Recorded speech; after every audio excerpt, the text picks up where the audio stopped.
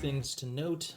So I had to look it up, but so this book came out in 1991. It was released and published in 1991. Jim Lee actually did co-plots with Chris Claremont on it, but obviously they were kicking butt, and sales were huge for Uncanny X-Men, and Marvel decided to give Jim Lee and Chris Claremont X-Men #1, and sold well over 1 million copies. Did amazing, and it's no wonder. I mean, Jim Lee is at the top of his game. It's just awesome. Great stuff. Zoom in a little bit. So this was a 47 pager, so this was not your typical 22 page book, so they went double size on it. And yeah.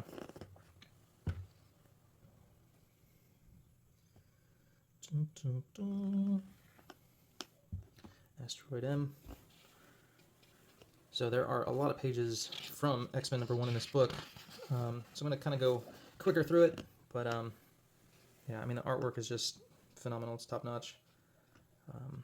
Great shot. Magneto. I know it's a comic book, but I mean, the realism that Jim Lee brings to his work, you know, I mean, if you try to match a guy's face up to that, it's not going to work. It's not going to happen. But I mean, just how he creates that, and just you have that look and that appeal. I mean, maybe Arnold Schwarzenegger might fit in there, maybe, but probably not. But, I mean, just, I love it. It's amazing.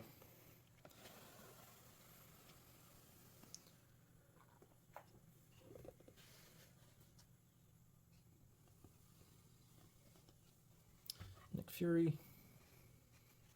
So you guys are probably all very familiar with these pages. This awesome double-page spread.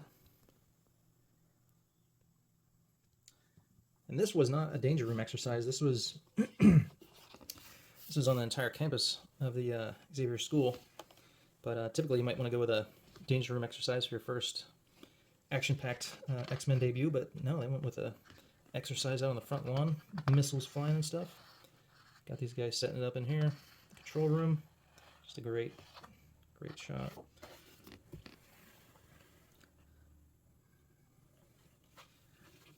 The name of the game is Tag Professor X.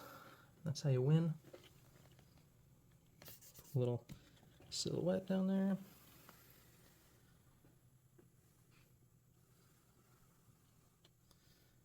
Great shot of Rogue.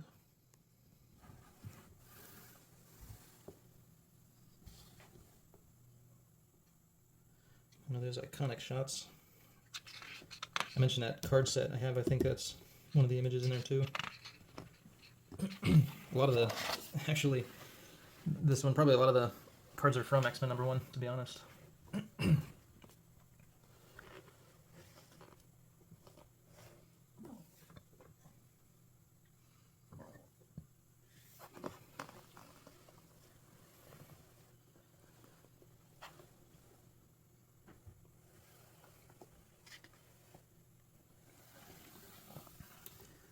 Familiar page.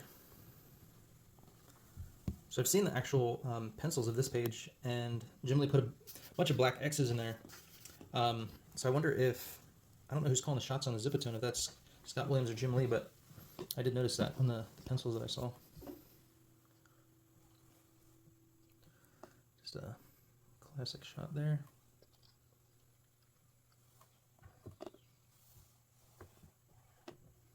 Sweet looking robots.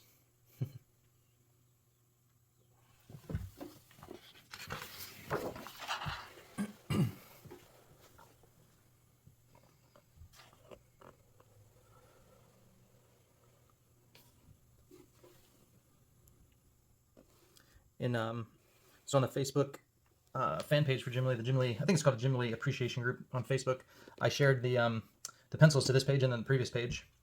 on there, and a guy commented like, "What the heck is up with her body?" But like I said, Jim Lee likes to contort the body in kind of different ways. But I mean, the way you see like the side of her and then even the back of her and how she's contorted, I mean, it's not realistic, but I still think it looks great. You know, it's a comic book. You're trying to make it look dynamic, make it look fun, make it look awesome, and Jim Lee does that.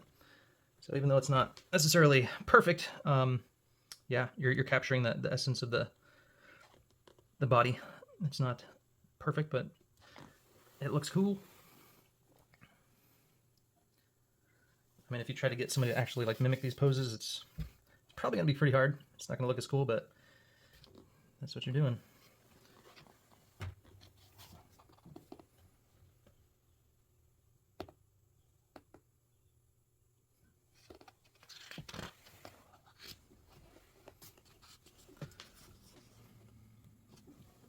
This was always one of my favorites. This right here, I'm popping out of the ground and then tagging Professor X.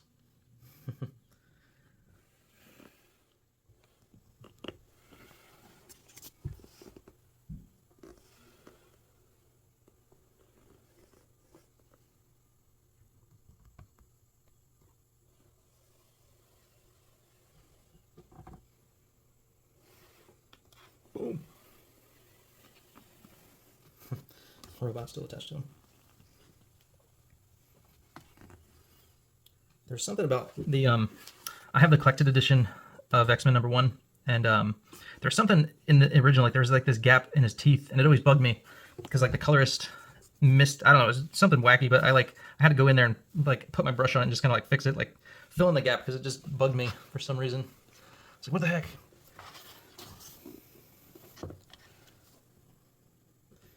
Oh, Jim Lee, how he draws the torso, the ribs and stuff. I mean, these ribs aren't even, they wouldn't be going that way, but just the way he draws that.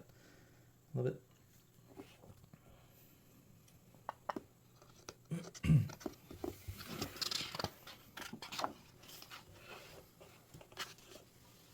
Probably of all the X-Men books I have, I probably looked at this book more than any other. Yeah, I love it so much.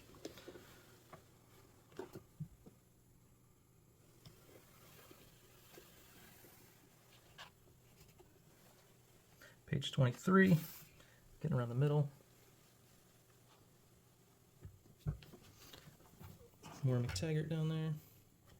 Great shot of Wolverine. I like this shot too. That's good. And the way he does the lighting, you know, you kind of get this sense of you know, drama. She's unsure. It's like, you know, just how you kind of add those effects and those, you know, like a movie. You kind of bump up the shadows when you want to get more dark and gloomy, and just kind of adds a certain element to it. And I think they, you know, all these guys that do comics, you kind of have to have that in mind when you're in this stuff, you know? You're trying to make the person who's reading it feel the drama, feel the angst, feel the, you know, whatever's going on. Like there's something's coming down to the wire. You change the way you do your panel layouts. You change the way you're lighting it. Just kind of like you're trying to capture that feeling.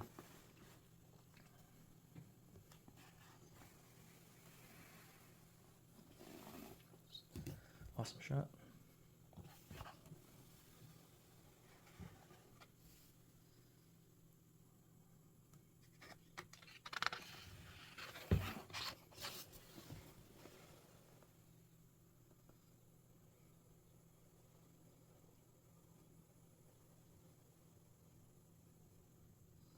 Checkered pattern.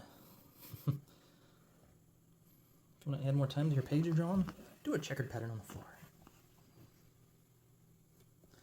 Classic iconic shot here.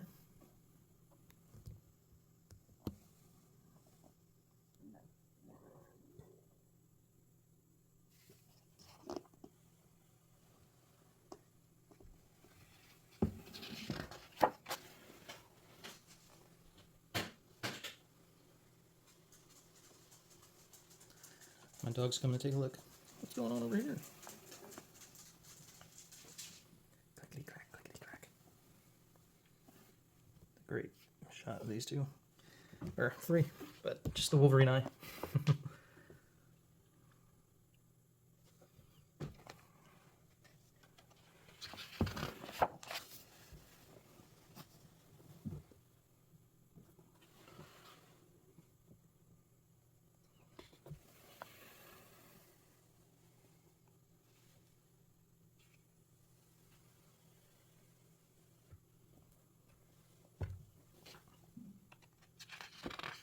Gambit, definitely one of my faves.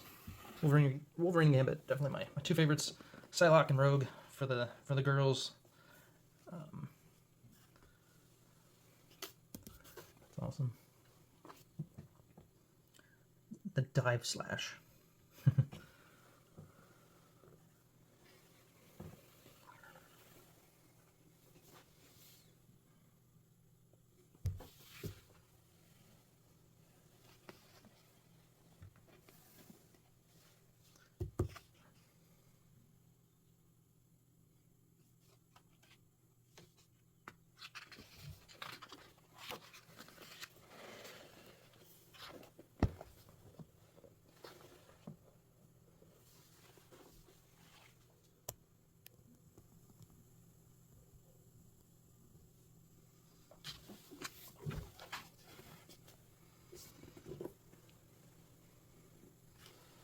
I think as far as artwork goes, I mean, this was probably my favorite time of Jim Lee's work.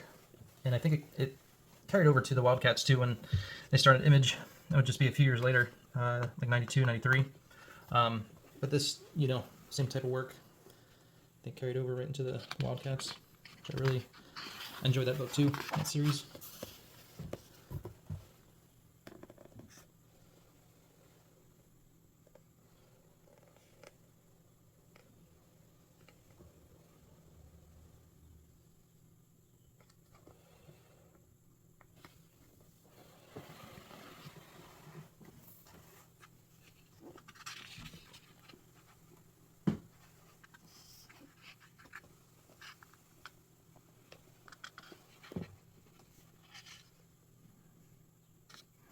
Super cool.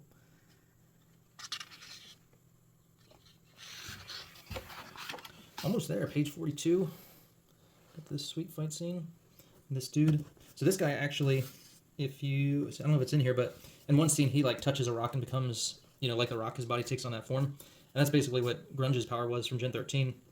You know, so this guy, kind of like fire power. Oops, sorry. This guy here has a fire coming out of him and stuff. Reminds me of Burnout. So you can definitely see some of the things that kind of carried over into those Image days. The stuff Jim Lee did after this.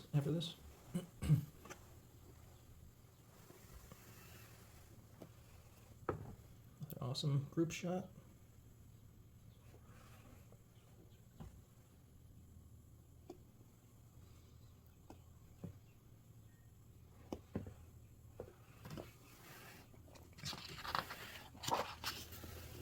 There you go, see? Yeah. So actually he changes his structure. So I guess he didn't touch something, but that's kind of the, I kind of got grunge vibes from that.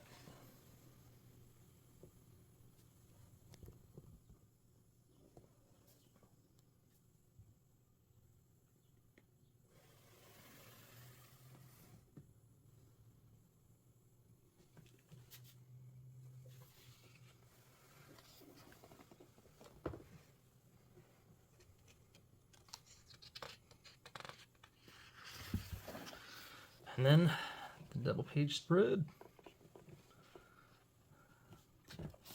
So I have two collected editions of this, of the first X-Men arc, and the one is like the original colors, just very flat, you know, which I actually don't mind because in that edition you can really see the ink work. And then they produced another version with like more digital inks, or excuse me, digital colors, colored by Thomas Mason, and so it's like updated, which is cool, but you lose a lot of the ability to see the underdrawing, right? The inks and all the cool stuff there. So that's one drawback of doing the digital colors. A lot of colorists will do, you know, special effects and like cover up the ink work and all that. But me, I like to see the inks. I want to see all the stuff that goes into it, all the line work and everything.